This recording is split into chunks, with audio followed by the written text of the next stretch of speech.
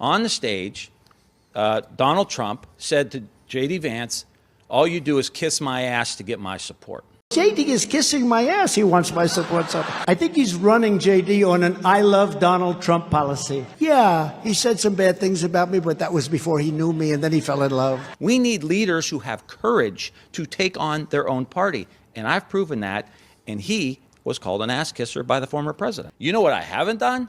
I didn't start a fake nonprofit pretending like I was going to help people with addiction like J.D. Vance did.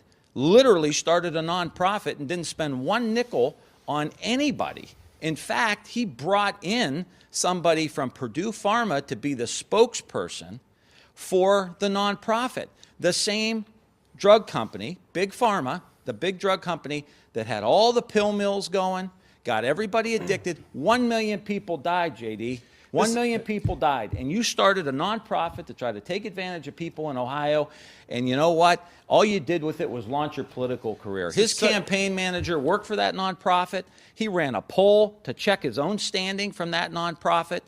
I'm not going to take a backseat to you or anybody else on fentanyl, drugs, or immigration or anything else. Somebody that would, what kind of man would start a fake nonprofit to try to deal with addiction and not spend any money on anybody? Look, we see our Republican friends are very upset. They said, this is embarrassing. What are we doing? What have we done? What you're mad about is that we are delivering for the American people. We saved pensions. We cut taxes for working class people, invested in the communities, invested in the schools, and now universal preschool. Everyone can go to community college, vision, dental, hearing for Medicare recipients, paid family leave. If you think for 1 second I'm going to apologize for what we're doing, you are wrong. Once again, we should have done this 30 or 40 years ago, and obviously, once again, the Republican Party is MIA. They stormed the Capitol on January 6th. They beat up 140 police officers, killed one. Okay, they killed one.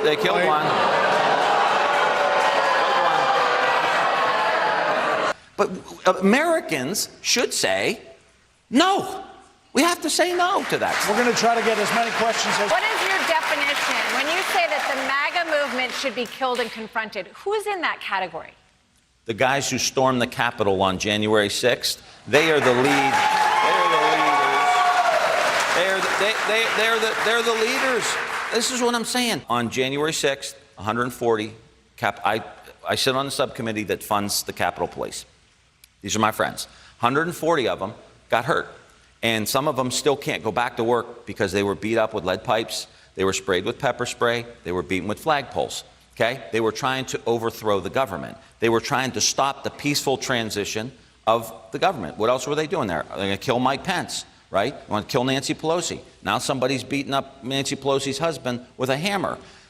J.D. Vance raised money for the insurrectionists. He made several social media posts to raise money for them.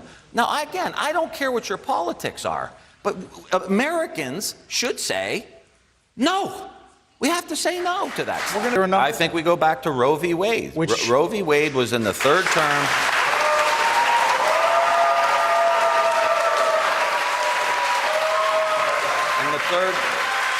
In the third term of Roe v. Wade, you could only do it if there was some kind of medical emergency. We don't want J.D. Vance and Ted Cruz and all these guys in the doctor's office.